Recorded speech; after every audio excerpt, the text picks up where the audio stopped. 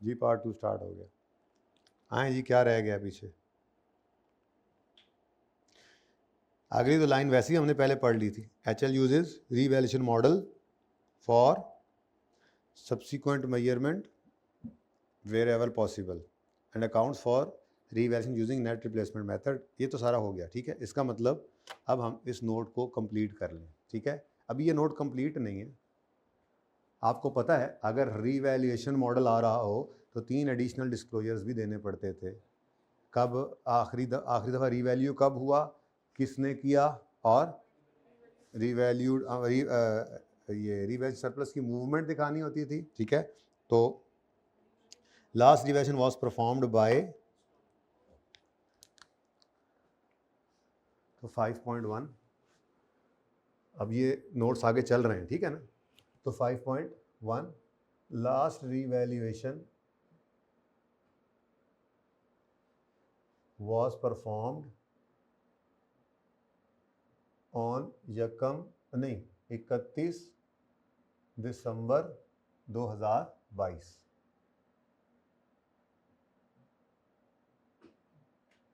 इसके अलावा कोई बात लिखी हुई है उसने कि फलां बंदे ने की, फलां दिन की? बस ठीक है, फिर इतना लिख दिया तो काफ़ी है। इससे आपने बता दिया कि हमें ये बात पता है कि ये लिखनी होती है।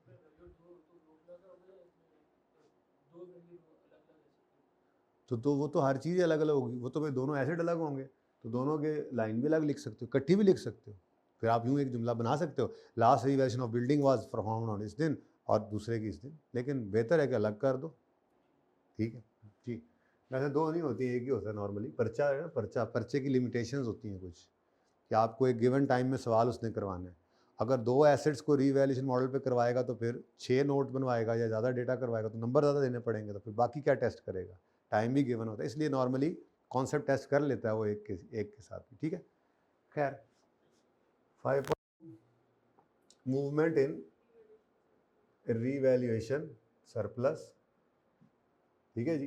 तो इसके लिए आपको सिखाया गया था कि आपने ओपनिंग, अरोज, एडजस्टेड, जिसमें लॉस आए तो खा जाता था, इसमें नहीं है। फिर ट्रांसफर्ड, अच्छा ये प्लस माइनस ना ही लिखें क्योंकि एडजस्टेड प्लस भी होता है माइनस भी, बाकी तो दोनों ये प्लस ये माइनस ही होता है। बहरहाल ट्रांसफर्ड और क्लोजिंग, ट्रांसफर्ड में ही आ जाता है ना डिस्पोजल वाला भी। और ये बचपन में आपको सिखाया गया होगा कि जब भी कभी आपने सरप्लस की मूवमेंट का नोट बनाना हो तो आपने सिर्फ उसको देखना है। पीएनएल भी होता था ना, उसको भी छुपा देते थे, सिर्फ इसको सामने रखना है, ठीक है। अब ये तो बहुत आसान है। आपके पास ओपनिंग बैलेंस क्या पड़ा है? 0। कितना अरोज हुआ? 16। क्लोजिंग में भी कितना पड़ा है? बस ओपनिंग 0, अरोज 16, कोई एडजस्टेड नहीं, कोई ट्रांसफर्ड नहीं, क्योंकि ये रेंट पे हुआ था ना, तो कोई इंक्रीमेंटल अमोर्टाइजेशन के साथ ट्रांसफ़र भी नहीं हुआ। तो ये आ गया जनाब 16 closing. Movement in revaluation surplus. अगर आपकी इजाज़त हो तो मैं 5.3 इधर लिख लूँ ताकि वो अगले नोट को भी यहीं पे ही ज़रा एडजस्ट कर लूँ, एक ही तस्वीर में आ जाएगा फिर, ठीक है। 5.3 क्या कहा करते थे आप, क्या बताया करते थे कि अगर ये रीवैल्यूएशन ना होती, अगर ये रीवैल्यूएशन ना होती तो एसेट की बुक वैल्यू क्या होती? तो वो तो आपके सामने ही है, यहीं पे ही नज़र आ रही है आपको, ठीक है। यहीं पे ही नज़र आ रही है। कितनी? 160 होती। लेकिन इसका एक और तरीका भी है, एक शॉर्टकट भी होता था। किसी सवाल में मुश्किल पड़ जाए तो क्या करें, उसके लिए ये सिखाया जाता है आपको कि रीवैल्यूड अमाउंट को पकड़ेंगे और उसमें अगर सरप्लस है तो माइनस कर देना है, अगर लॉस है तो, लेकिन लाइन यही वाली उठानी है जिस पे सरप्लस या लॉस अरोज या रिवर्स हो रहा होता है। ये एक शॉर्टकट है इस सब नोट का, लिख लो अपने पास कहीं पे, शॉर्टकट है सब नोट का। वैसे तो यहाँ सवाल आसान है ना, कुछ सवाल मुश्किल भी आ जाते हैं, डेटा पिछला गिवन ही नहीं है, ओरिजिनल कॉस्ट गिवन ही नहीं है, किसी तरह से पहुँच ही नहीं सकते। तो शॉर्टकट क्या है इस नोट का? शॉर्टकट क्या है? रीवैल्यूड अमाउंट तो आपके सामने पड़ी ही है ना। इसमें अगर सरप्लस आया इस कॉलम के अंदर ये वाली फिगर ऐड, ये सरप्लस है तो माइनस कर देना, और अगर यहाँ फिगर ना होती, लॉस में चली जाती, ये खत्म हो जाता, लॉस में चली जाती, तो वो फिगर आपने, लॉस है तो ऐड कर देना है, सरप्लस है तो माइनस कर देना। चेक करो 176 - 16 करो तो क्या आता है? वापस पहुंच जाते हैं ना वहीं पे। तो असल में तो वही है, there been no revaluation, book value कितनी होती, 160। तो ये काम आ सकता है कहीं पे, फिलहाल तो इसके बगैर भी काम चल रहा था, लेकिन ये काम आ सकता है आपके, ठीक है। तो यहाँ पर स्टार लगा के लिख लो, बल्कि यहाँ पे स्टार लगा के लिखो, इसके साथ, इस सब नोट के साथ स्टार लगा के अपने पास लिखो कि इस सब नोट के लिए शॉर्टकट ये है कि आप रीवैल्यूड अमाउंट में अगर सरप्लस हो तो लेस कर देंगे, और अगर लॉस हो तो ऐड कर देंगे, आपकी बुक वैल्यू आ जाएगी। अब ये अपने अल्फाज में लिख लेना।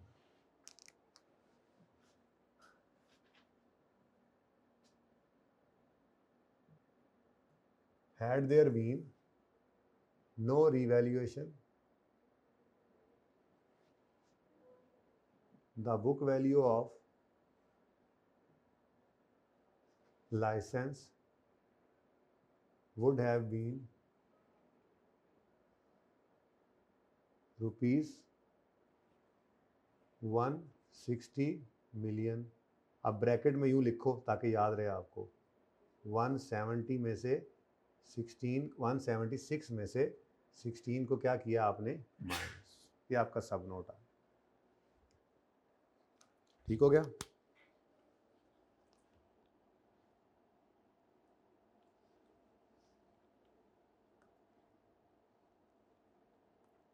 अच्छा जी, अब मैं वर्किंग 6 करने लगा हूँ। बेसिकली ये जो गलती हुई है ना, इसमें ओरिजिनल एंट्री क्या होनी चाहिए थी, पहले वो पास करता हूँ, उसके बाद फिर रॉन्ग देखते हैं। ओरिजिनल एंट्री तो आपको आती है, मैंने पीपी का नोट बना लिया। अब ओरिजिनल एंट्री क्या है भाई, एक्सपेंस के अंदर 630 का 6/14 जाना है, और एसेट में 630 का 8/14 गया, ठीक है ना। ओके, अब बोलो, इसको ऐसे ना लिख, चलो वहाँ पे लिखा तो था, ये सारे एक्सपेंसेस का 8/14 कहाँ गया था, इंटेंजिबल में, तो बाकी 6/14 कहाँ जाना है, एक्सपेंस ही बनना है। कुछ समझ में आ रही है बात।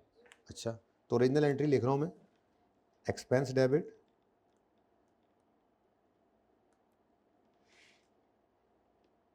खा दो, यहाँ पे ऐसे ही लिख दो, 630 इंटू 6/14। इस 630 लिखना है ना अगर, तो यहाँ पे एक दफ़ा टोटल कर देना, इज इक्वल टू 630, ज़्यादा बेहतर हो जाएगा। इज इक्वल टू 630, 8/14 इधर, चलो यहाँ पे कर रहे हैं, ठीक है। 630 कितना आता है, ये कितना बनेगा, 360 इधर चला गया तो, नहीं एक मिनट,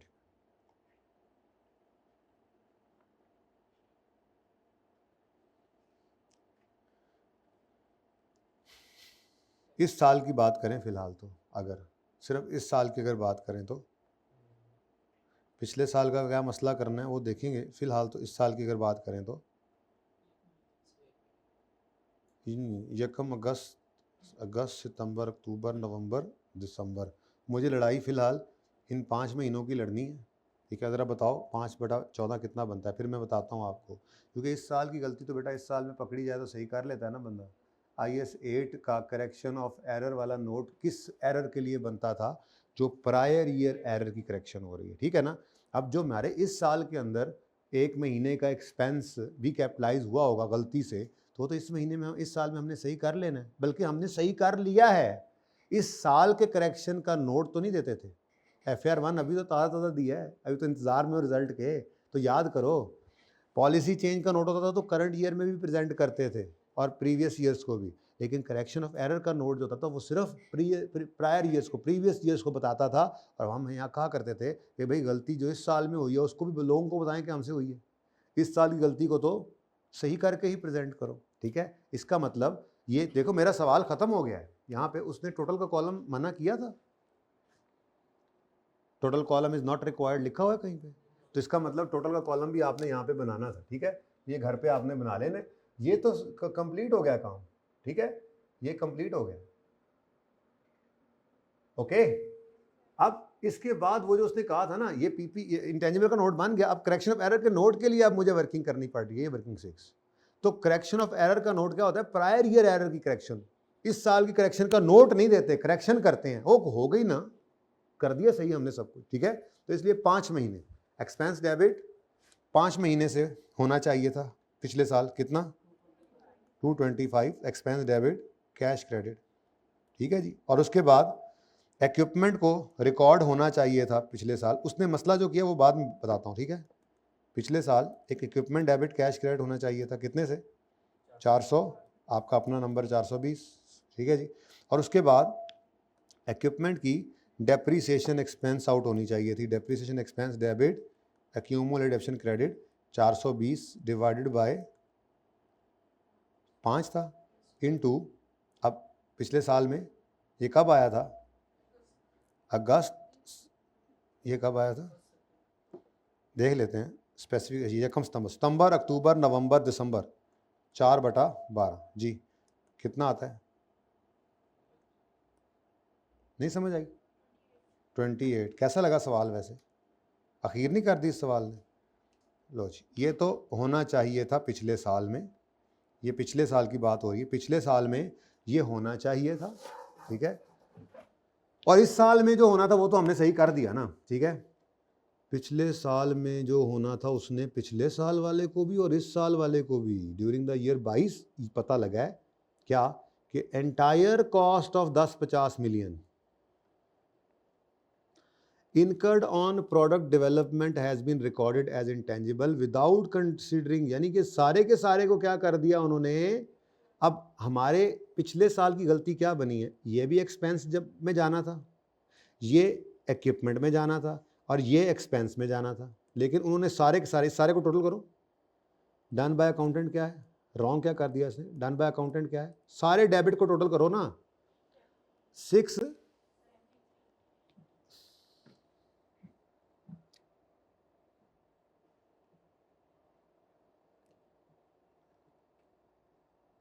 जब उसने सारे को ही इंटेंजिबल बनाया और वो इंटेंजिबल कंप्लीट भी नहीं हुआ, तो उसने इक्विपमेंट तो रिकॉर्ड ही नहीं किया, ठीक है ना। तो उसने क्या कर दिया बताओ, उसने इंटेंजिबल एसेट डेबिट कर दिया 225 जमा 420, नहीं जमा 28 नहीं, एक मिनट, डन बाय अकाउंटेंट लिखा हुआ मैंने ऊपर, क्या अकाउंटेंट ने ये डेप्शन की होगी चार्ज? क्या अकाउंटेंट ने ये डेप्शन चार्ज की होगी? बोलो, क्यों नहीं की होगी? उसने इक्विपमेंट ही नहीं रिकॉर्ड किया, उसने तो हर कॉस्ट ही इंटेंजिबल, तो उसने इंटेंजिबल रिकॉर्ड। अच्छा फिर आप कहोगे अगर इंटेंजिबल रिकॉर्ड किया था तो अमोर्टाइज करता, इंटेंजिबल कंप्लीट नहीं हुआ था, वो तो इस साल आगे कंप्लीट हो रहा है, ठीक है। तो इसलिए कितना बनता है ये 645 से इंटेंजिबल डेबिट करके कैश, उसने कैश की एंट्री ना भूलता, ये उसने कर दिया हुआ है। अब ये यहाँ पे लिखा हुआ है प्रोडक्ट डेवलपमेंट, कहते गया ये, यहां से देखना, during the year 22 it was, पता लगा that the entire cost of 10-50, ये पढ़िए, incurred on product development has been recorded as intangible. तो इस 10-50 में क्या ये भी पड़ा हुआ नहीं? तो उसने सारे का सारा 10-50 क्या कर दिया हुआ है, तो इसमें 420 भी हो गया, ठीक है। ओके डन, चल अच्छा, अब किधर गया, ये तो जनाब हो गया है जो होना था। अब इसकी रेक्टिफाइंग एंट्री क्या पास करनी है, मैं करेक्शन ऑफ एरर नोट ही लिखता हूँ और वहाँ पे जाके डायरेक्ट काम कर लेते हैं। हम करेंगे क्या, जो होना चाहिए था असल में उसको हमने रिकॉर्ड करना होता है, ठीक है, और जो गलत हुआ उसको क्या कर देते हैं, उल्टा देते हैं। तो ये हम इंशाल्लाह इम्पैक्ट बाद में निकाल लेते हैं। फिलहाल ज़रा थोड़ा सा याद करें कि हमें क्या करना पड़ता था। हम तो सबसे पहले हेडिंग बनाएंगे करेक्शन ऑफ एरर नोट, और उसके बाद यही वाली अंग्रेजी लिख देंगे, certain expenses were wrongly capitalise in 2021।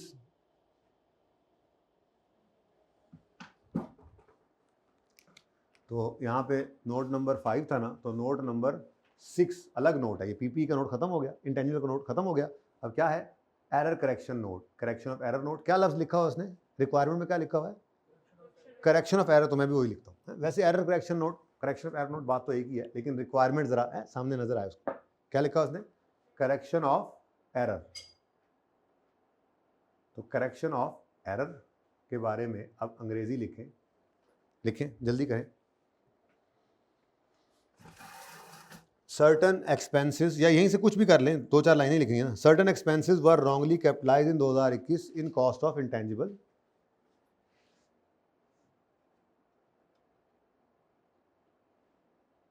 Are wrongly capitalized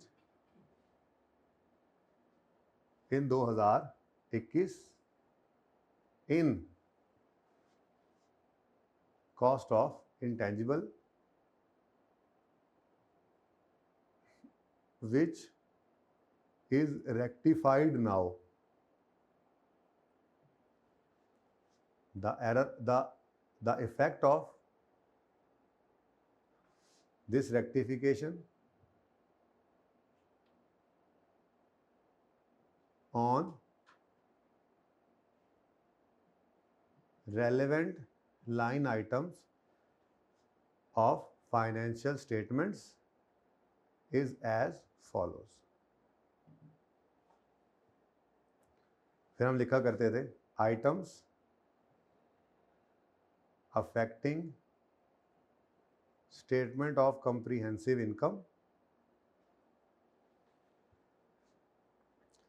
और 2021 का सिर्फ बनाते थे।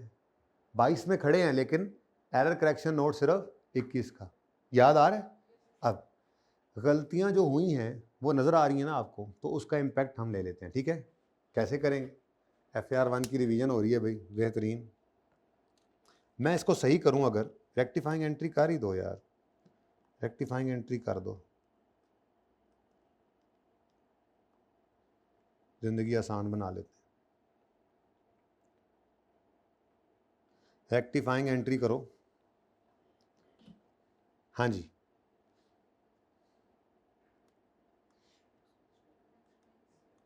अब देखो ना, हम किस साल के बारे में बता रहे हैं, 2021 के जाकर साल को हम छेड़ रहे हैं। ये सारी फिगर्स वहाँ सही करेंगे, ठीक है ना? अच्छा बताओ, एक्सपेंस है 200, इसको डेवलपमेंट एक्सपेंस कह सकता हूँ? बोलो, सिर्फ एक्सपेंस लिख दो, वहाँ लिख देंगे एक्सपेंस। वो जब रिसर्च डेवलपमेंट, वो कह रहे हैं ना, डेवलपमेंट स्टार्ट हो गई थी 1 अगस्त को, लेकिन क्राइटेरिया इस साल मीट हुआ, तो वो डेवलपमेंट कैपिटलाइज नहीं होता, एक्सपेंस आउट हुई ना। तो एक्सपेंस कितने से डेबिट करना है? करना था 225 से, नहीं हुआ, कर लिया हमने, डन हो गया। नेक्स्ट, इक्विपमेंट डेबिट होना था 420 से, नहीं हुआ, तो डेबिट कर लें। 1 मिनट, डेबिट भी होना था 420 से और 28 से क्रेडिट भी होना था, मतलब इकट्ठा कर लो ना, इक्विपमेंट को नेट कर दो ना। इक्विपमेंट 400, अच्छा इस एंट्री को अलग कर दें, इस एंट्री को अलग करते हैं, ठीक है जी। इक्विपमेंट को भाई साइड पे कर दें, शायद पहले भी एक दिन सवाल में किया था, इजी हो जाता है। चलो ठीक है, अच्छी बात। इक्विपमेंट तुम ज़रा रुको। फिर डेप्रीसिएशन एक्सपेंस डेबिट होना था, नहीं हुआ, तो डेबिट, ये एंट्री अलग करनी है।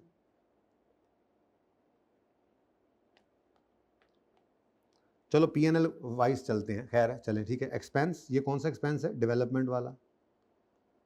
फिर एक डेप्रीसिएशन एक्सपेंस था, ठीक है जी, वो एक्सपेंस ये इसका है, इक्विपमेंट का, मैं साथ ही करूंगा जी। अच्छा, रेक्टिफाइंग एंट्री करनी नहीं चाहिए थी वैसे मेरे ख्याल में, चलो खैर। 28 से ये डेबिट होना चाहिए था, ओके। और इक्विपमेंट भी करो आप। इक्विपमेंट डेबिट होना चाहिए था 420 से और क्रेडिट होना चाहिए था 28 से। ये दोनों इम्पैक्ट्स लिए मैंने, ठीक है, ओके। कितना बनता है? 392, ठीक है जी। तो ये सब कुछ डेबिट होना था, ये डेबिट नहीं हुआ, तो ये हमने क्या कर दिया? डेबिट। को मसला इसमें? ये सब हो गए टिक। अब बोलो, अब 225 जमा 420 कितना बनता है? 645 कैश में क्रेडिट होना चाहिए था, हो गया, कुछ ना करिए।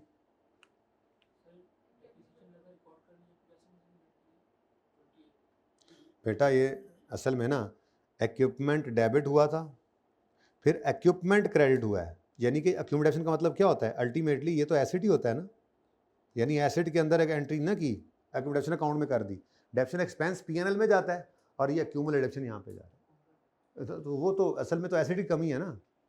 तो एसेट बढ़ा और फिर एसेट कम हुआ, ये वो है, ठीक है। अच्छा जी, ये डन है जी। कैश क्रेडिट होना तो हो गया, कुछ ना करें। इनटेंजिबल 645 से डेबिट हुआ पड़ा है, सही करने के लिए क्या कर लें? इनटेंजिबल एसेट को क्रेडिट कर लें। कितने से?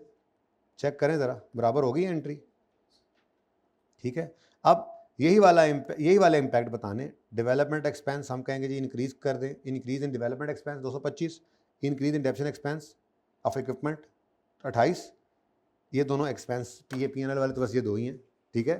तो इंक्रीज इन डेवलपमेंट एक्सपेंस कितने से जी? 200, वर्किंग 6 का रेफरेंस दे देना, ठीक है। फिर increase in depreciation of equipment, working 6 का रेफरेंस देना, कितना? 28। फिर एक फरमाइशी प्रोग्राम हुआ करता था, कोई सोच के बता दे, मुझे पता है FAR1 वो ही डाल रही है, नहीं, रिटेन्ड अर्निंग होता था बैलेंस शीट में, P&L के अंदर होता था प्रॉफिट पे इम्पैक्ट। P&L पे क्या होता था जी?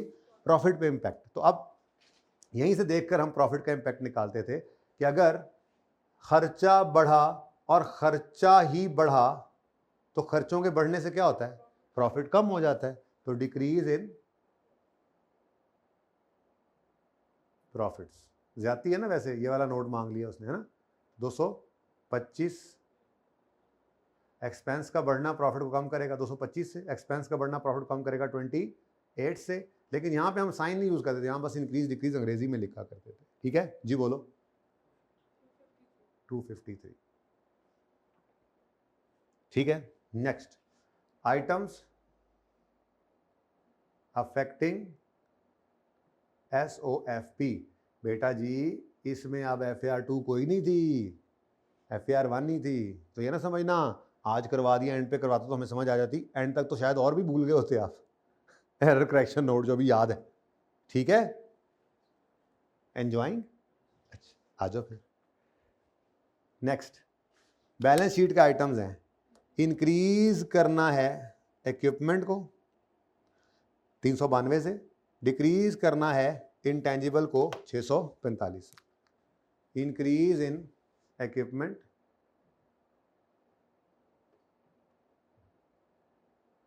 जी 200 392 सॉरी 392 से, और डिक्रीज इन इंटेंजिबल कितने से जी? 640। इन सब के साथ आपकी वर्किंग नंबर 6 रेफर हो रही है, ऐसा ही है। मैं यहाँ पे एक ही बार लिख देता हूँ, ये रेक्टिफाइंग एंट्री किए बगैर डायरेक्ट भी लिख सकते थे कोशिश करके, खैर चले। अगली बात, उसके बाद यहाँ पे भी एक फरमाइशी प्रोग्राम होता था जो भाई ने भी याद कराया, रिटेन्ड अर्निंग्स पे इम्पैक्ट, ठीक है। तो रिटेन्ड अर्निंग्स का इम्पैक्ट निकालने का एक तरीका हुआ करता था, आप अकाउंटिंग इक्वेशन लिखते थे, इक्विटी बराबर होती है एसेट लेस लायबिलिटीज। फिर आप कहते थे देख लो इस पे क्या इम्पैक्ट आ रहा है, हमने कहा जी एसेट बढ़ रहा है 392 से, एसेट कम हो रहा है 645 से। तो नेट में देखें तो एसेट क्या हो रहा है? नेट में देखें तो एसेट क्या हो रहा है? कम हो रहा है। कितने से? कितने से? 253 से एसेट कम हो रहा है, लायबिलिटी में कोई चेंज नहीं है, तो ये इक्विटी का चेंज बन जाता था, यानी रिटेन्ड अर्निंग में 253 का डिक्रीज है। ये शायद मुश्किल लग रहा हो या भूल गए हो, फिलहाल तो सादा सा सवाल है। यहाँ देखो प्रॉफिट में इस इम्पैक्ट की वजह से क्या आ रहा है? 253 का डिक्रीज, तो प्रॉफिट का डिक्रीज बैलेंस शीट में रिटेन्ड अर्निंग्स को डिक्रीज कर देगा। तो यहाँ पर हम डायरेक्ट भी यहाँ से देख सकते थे, डिक्रीज इन रिटेन्ड अर्निंग्स 253 यहाँ से ले लें, आपकी मर्जी है, या यहाँ से ले लें, आपकी मर्जी है, जो याद आ जाए आपको। सवाल खत्म।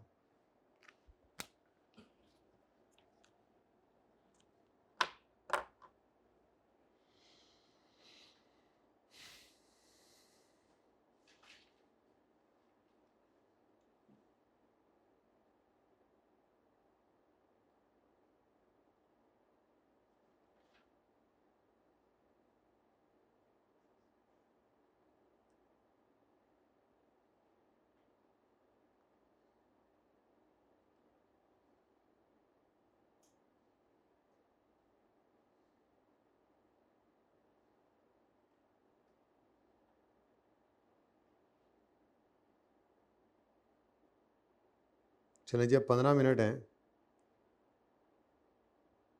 इसमें ना आप सवाल शुरू करते हैं, और कोई बात नहीं, होमवर्क में आप देख लेंगे, फिर पूरा ना भी हुआ, ठीक है। होमवर्क ही दूंगा, लेकिन 15 मिनट बात करने के पहले नहीं दे सकता, क्योंकि उसमें कंसोलिडेटेड फाइनेंशियल स्टेटमेंट्स में नोट बनाना है बेसिकली। तो उसमें गुडविल जो है आपको बिजनेस एक्वायर करने जाते हैं उसकी कैलकुलेशन है, जो फिलहाल जुगाड़ लगा के सिखानी है। असल तरीका तो कंसोलिडेशन में हम सीखेंगे ही, ठीक है। ये क्वेश्चन वैसे कैसा लगा? पूरे चैप्टर में ये सबसे मुश्किल सवाल मुझे लगता है बन गया था, सिर्फ एरर करेक्शन के नोट के आने की वजह से, वरना तो ईजी था पर लंबा था। ओके,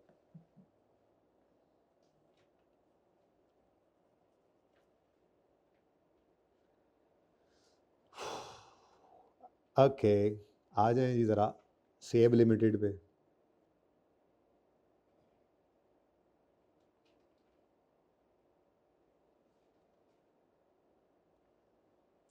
जी,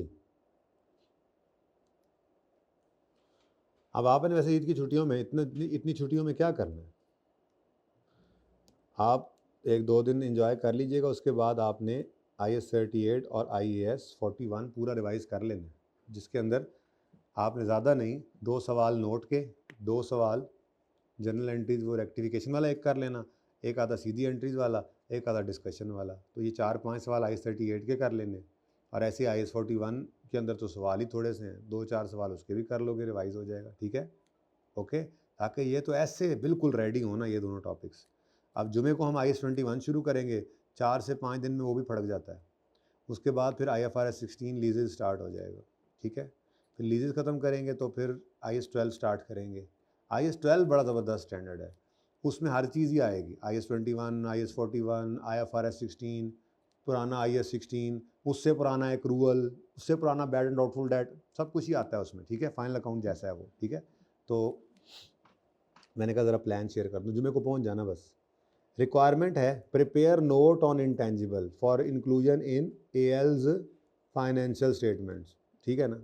फिलहाल आपके लिए इतनी बात काफ़ी। अब सवाल को पढ़ते हैं। As on 30 June 18 fair value of licenses है 350 और गुडविल ऑफ ML इम्पेयर हो गई है, इम्पेयरमेंट आई है गुडविल की, ठीक है। ओके, ये पॉइंट पढ़ लिया, इसमें कुछ गिवन था, पता लग गया।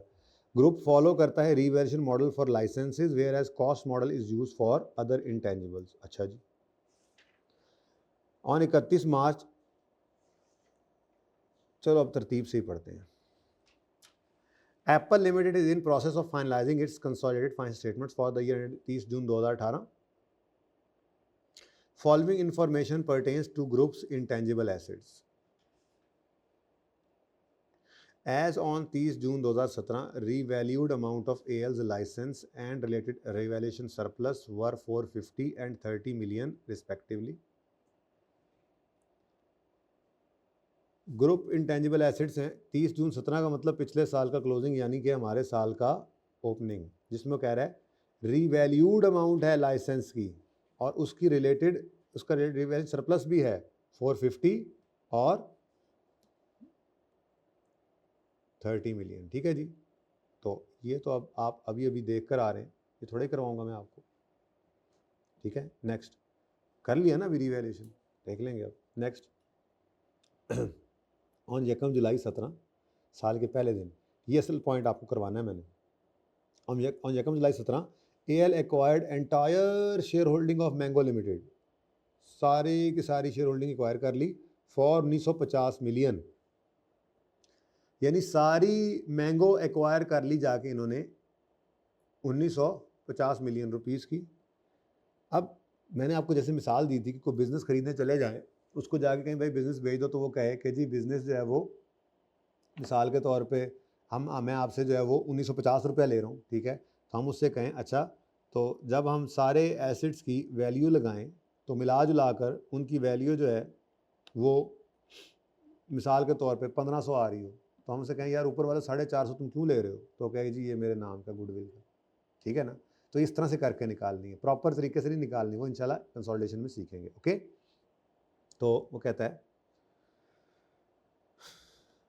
Fair value of net assets, net assets कहते हैं total assets, assets minus liabilities, ठीक है ना। Appearing in the ML's books on acquisition date are given below इसमें सॉफ्टवेयर है 100 ईच के, यानी 2 सॉफ्टवेयर है, इनकी फेयर वैल्यू गिवन है कितनी 200, यानी 200 मिलियन का के 2 सॉफ्टवेयर हैं, और बाकी के नेट एसेट्स जो हैं वो 1545 रुपए के, यानी एक इंटेंजिबल है इनमें और बाकी नेट एसेट्स जो हैं वो कोई दूसरे होंगे। ठीक है, अब ये वाली लाइन पढ़िएगा, जरा पॉज करें आप जी बच्चों। अब वो कहता है in respect of acquisition of Mango following information is available. Till acquisition date ML had incurred research and development cost of 80 million. अच्छा, ये भी पढ़ा है अभी ऑन प्रोडक्ट ABC। अब ML जो है ना, जिसको हमने एक्वायर किया है, उसने R&D किया हुआ है 80 मिलियन का। ML ने उसको रिकॉर्ड नहीं किया हुआ क्योंकि अभी क्राइटेरिया मीट नहीं हुआ, और वो मेट कब हुआ, ऑन 1 जुलाई 17, यानी जिस दिन हम इसको एक्वायर करने के।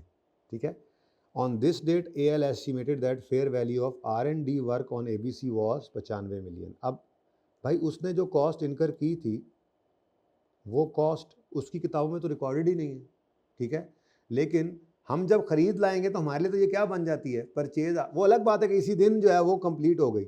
अब अगर तो सेपरेट फाइनेंशियल स्टेटमेंट्स की बात करें तो IAS 38 वहाँ क्या कहता है कि आप इस 80 को रिकॉर्ड नहीं कर सकते, इससे ऑनवर्ड्स चलें, जो खर्चे होंगे उस पर क्राइटेरिया मीट हो तो कैपिटलाइज करना, जो हो गया एक्सपेंस आउट हो गया। लेकिन यहीं पे आपको एक बात कही थी कि किसी से अगर जाके आप R खरीदें चाहे D खरीदें, आपके लिए वो क्या है, इंटेंजिबल। तो अब ये पूरा बिजनेस ही खरीद लाए तो उसके अंदर ये R&D भी खरीद लाए, तो इस R&D को आज जब खरीदने गए तो इसकी फेयर वैल्यू क्या है, कितनी 95, तो इसका मतलब ये आपके लिए परचेज प्राइस बनेगी। अब on acquisition date fair value of ML's customer list was assessed. अब ML की कस्टमर लिस्ट है, ML ने तो रिकॉर्ड नहीं की हुई होगी, क्या ख्याल है, मुझे बताओ, क्या सॉफ्टवेयर के अंदर ये 80 पड़ा होगा, सॉफ्टवेयर तो डिफरेंट चीज थी। अच्छा, अदर नेट एसेट्स में शायद ये 80 पड़ा हो, है ना, वो रिकॉर्ड ही नहीं किया उसने, आप कैसे कह रहे हो एसेट्स में पड़ा होगा। अच्छा चलो 20 मिलियन की जो कस्टमर लिस्ट है क्या, अच्छा 80 तो वैसे ही साइड पे हो गया ना। अब हमने इसको जब खरीदा तो हमारे लिए ये कितने के 95, ये 95 रुपए। ठीक है, ये इसमें रिकॉर्डेड है 95, इसमें रिकॉर्डेड है नहीं रिकॉर्डेड। ठीक है ना, 80 रिकॉर्डेड 95, तो हमने लगाई वैल्यू इसकी, हमारे खरीदने गए तो लगी है। ऐसे ही ये 20 मिलियन सॉफ्टवेयर में पड़ा होगा, सॉफ्टवेयर में नहीं, इस अदर नेट एसेट में पड़ा होगा। अपनी कस्टमर लिस्ट को तो IAS 38 इनको ML को रिकॉर्ड करने नहीं देता था, लेकिन अब ये एप्पल ने जाके उसको एक्वायर कर लिया है तो ये तो उसके लिए परचेज कस्टमर लिस्ट बन गई। ठीक है, तो इसका मतलब ये हुआ कि एक वर्किंग वन मैं देसी तरीके से कर रहा हूं, जब कंसोलिडेशन कर लेंगे हम इस सवाल पे दोबारा आएंगे, जैसे वो 2 सवाल छोड़े हैं ना वो भी करेंगे ना। इस सवाल में मैं इसी वर्किंग को प्रॉपर फॉर्मेट में, जैसे लेजर में कंसोलिडेशन में सिखाना है ना, इस सवाल में आके मैं दोबारा उस वर्किंग को करके आपको दिखाऊंगा। लेकिन फिलहाल गुजारा करें, गुजारा करना है। पेड कितना जी, पेड 1900, ये 1950 जो आपने पे किया है, इसमें आपने किस किस चीज के पैसे दिए हैं इनको। सबसे पहले तो आपने 2 सॉफ्टवेयर खरीदे हैं, उनकी क्या फेयर वैल्यू है 200, यानी कि आपने 200 रुपए के तो सॉफ्टवेयर खरीदे। फिर अदर नेट एसेट्स। अब ये नेट एसेट्स जो है ना, ये इंटेंजिबल्स नहीं है, वरना वो बता देता। ठीक है ना, खैर चलो फिलहाल वैल्यू तो बताओ कितनी, 1545। उसके बाद अभी आपको पता लगा एक कस्टमर लिस्ट भी इनकी हमने खरीदी है ना, कस्टमर लिस्ट कितनी वैल्यू लगी है जी उसकी। उसके बाद ये R&D, प्रोडक्ट ABC कर दूं, प्रोडक्ट ABC है ना, तो बोलो R&D वजह क्या कर देते हैं, प्रोडक्ट ABC, इसकी क्या वैल्यू लगी है 95। ये सब पैसे, ये जो 1950 आपने दिया, आपने इन सब चीजों का दिया या नहीं, अब बोलो। अब मुझे बताओ ये सब का टोटल कितना बनता है, क्या ये 1950 के बराबर बनता है। देखो जरा चेक करो, 200 जमा 1545 जमा 20 जमा 95, जरा चेक करो इन सब का टोटल क्या 1950 बनता है जी, नहीं बनता। मतलब इन सब चीजों को आइडेंटिफाई करने के बावजूद भी कुछ पैसे हमने ज्यादा दिए हैं। ये है वो गुडविल जो ऐसे नहीं निकला करेगी। ये निकालने का तरीका होगा, साइंसी तरीका है, फिलहाल तो गुजारा कर रहे हैं, ठीक है। तो हमने क्या किया, हमने कहा जी 1950 रुपये दिए, जिसमें से सॉफ्टवेयर के बदले मद में 200 दिया, बाकी नेट एसेट्स के बदले में 1545 दिया, कस्टमर लिस्ट का 20 दिया, प्रोडक्ट एबीसी R&D का 95 दिया, फिर भी कुछ पैसे बच रहे हैं, तो वो किसके लिए दिया होगा, वो गुडविल के लिए होगा। वो किस लिए होगा जी, वो गुड, ये बैलेंसिंग फिगर निकाली हमने, कितनी जी, 90 रुपये, ठीक है, ओके डन। अब हमने बनाना किसका नोट है, इनटेंजिबल का, तो मेरे बच्चों इसको तो फिर साइड पे ही कर दो, ये तो फिर मैंने गुडविल निकालने के लिए इसको लिख दिया था। अब आपके पास ओपनिंग डेट पर तो पड़े हैं लाइसेंसेस, ठीक है, जिनकी ओपनिंग कॉस्ट भी पता है, रिवेल्ड अमाउंट पता है आपको, और अक्यूमुलेटेड अमोर्टाइजेशन वगैरह भी पता है, ठीक है, नहीं बल्कि सरप्लस पता है। अच्छा, अगली बात, अब आपके पास इसी साल के पहले दिन जब आपने एक्वायर किया है ना मैंगो को, तो दरअसल आपने उसके इन एसेट्स को एक्वायर किया है, तो आपके पीपी इंटेंजिबल के नोट में सॉफ्टवेयर का एडिशन होगा, कस्टमर लिस्ट एडिशन है, प्रोडक्ट एबीसी एडिशन है, और गुडविल भी एक एडिशन है। ये बनवा दूंगा मैं इंशाल्लाह आते साथ ही, टाइम नहीं लगेगा क्योंकि आप करके आए होंगे, ओके, वर्किंग यहीं से उठा लेंगे, डन हो गया। अगली बात, अब आगे कहता है फर्दर एक्सपेंसेस हमने इस प्रोजेक्ट के ऊपर किए हैं, लॉन्चिंग डेट, तो ये सारा काम आपको आता है इंशाल्लाह, आप कर लेंगे। ये क्या होगा, अब ये देखो ना, जो आपका नोट बन रहा होता है, इस नोट के अंदर आपका प्रोडक्ट ABC ऐसे करके आएगा, ओपनिंग 0 है, फिर आपने एक्वायर यानी परचेज किया है 95 का, वो 95 का परचेज में आ जाएगा, उसके बाद फिर आपने काम शुरू किया, तो जो कैपिटलाइज होना है वो इंटरनली जनरेटेड में आ जाएगा, फिर इस पीरियड में जो कंप्लीट होगा तो उसके बाद अमोर्टाइजेशन करोगे, कोई मसला। तो ये तो आपके प्रोडक्ट ABC हो गई, आ भी गई, खत्म भी हो गया साल, ठीक है, सही है, हिम्मत से, जरा हिम्मत से, ये कुछ भी नहीं है इसके अंदर, ये सब आपके लेफ्ट हैंड का खेल है। तो AL गया बस, अब ML ही है, कंसोलिडेटेड फाइनेंस, बेसिकली हमने सारा कुछ एक्वायर कर लिया ना, अब समझो हम ही कर रहे हैं, ठीक है ना, फिलहाल इससे ज्यादा मैं नहीं समझा सकता अनलेस ये कंसोलिडेशन पे पहुंच जाए, वो कुर्बानी के करीब करीब वहां पे चल रही होगी कुर्बानी, ठीक है। अच्छा, उसके बाद 1 जुलाई 17 पे फेयर वैल्यू ऑफ AL की अपनी customer list was assessed at, चलो जी कस्टमर लिस्ट में कस्टमर लिस्ट ऐड करेंगे, अब AL की अपनी कस्टमर लिस्ट है, तो ये आपको अलाउड नहीं है, ठीक है, तो ये इग्नोर करने के लिए।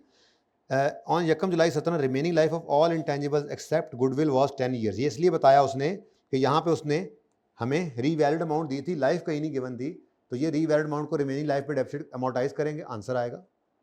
इसको ट्रांसफर के लिए भी वही रिमेनिंग लाइफ यूज करेंगे, ट्राई करना है आपने, पूरा मैं कराऊंगा इंशाल्लाह। Next, on 31 March 18 ML sold one of its software, software भी बेचा है ML ने, तो एक बिक गया, 2 आए थे, एक बिक गया जो उसकी कॉस्ट, एक की कॉस्ट 100 रुपये है, ठीक है, तो फिर जो बिका है उसकी डेप्रिसिएशन इतने महीनों की माइनस अमोर्टाइजेशन माइनस कर देना, और बाकी डिस्पोजल जैसे करते थे, ठीक है। और ग्रुप फॉलो करता है रीवैल्यूएशन मॉडल फॉर लाइसेंसेस, और 30 जून पे fair value of license assess की गई है। अब यहाँ पे थोड़ा सा आपको सोचना पड़ेगा, ठीक है जी, कि लाइसेंसेस की अगर फेयर वैल्यू असेस की गई है, वो कह रहा है ठीक है, ओके डन है, चलें, ये तो आ गया 350 के ऊपर उठाकर ले जाएंगे आप इसको, वही रीवैल्यूएशन जो अभी अभी करवाई है, ठीक है, वो आपने लाइसेंसेस की कर लेनी है। लेकिन गुडविल जो है अब इंटरनली जनरेटेड नहीं है, ये क्या है, परचेज, क्या है, तो यहाँ पे गुडविल का एक कॉलम आ रहा होगा ना, जहाँ पे आपने यहाँ पे परचेज में लिखा होगा गुडविल। अब गुडविल को तो आप अमोर्टाइज कर ही नहीं सकते, उसको क्या करते हैं, हर साल इम्पेयरमेंट टेस्ट से गुजारते हैं, तो उसने करके बता दिया कि 20% इसकी क्या है। तो एक मुश्किल सवाल है, लेकिन इतने दिनों के अंदर तो हक बनता है कि आप ये सवाल करें, प्लस यहीं पे बता देता हूँ ना आपको कौन कौन से सवाल कर लें, बस 1 मिनट और दे दें, ठीक है, बस 1 मिनट और दे दें, आपकी रिवीजन के लिए कौन कौन से सवाल हैं ये आप लिख लें। आप एक क्वेश्चन नंबर 4 रिवाइज करेंगे, रिवीजन में डालें, पास पेपर 4,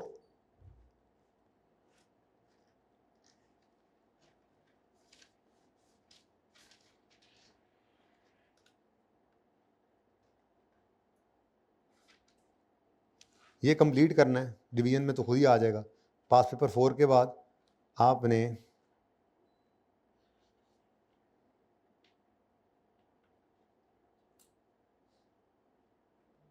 थोड़े कम करना चाह रहा हूँ सवाल।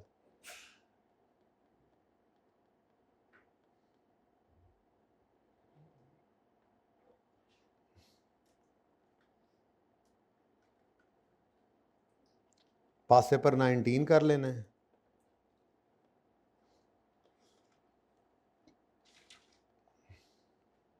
ट्वेंटी कर लेना है।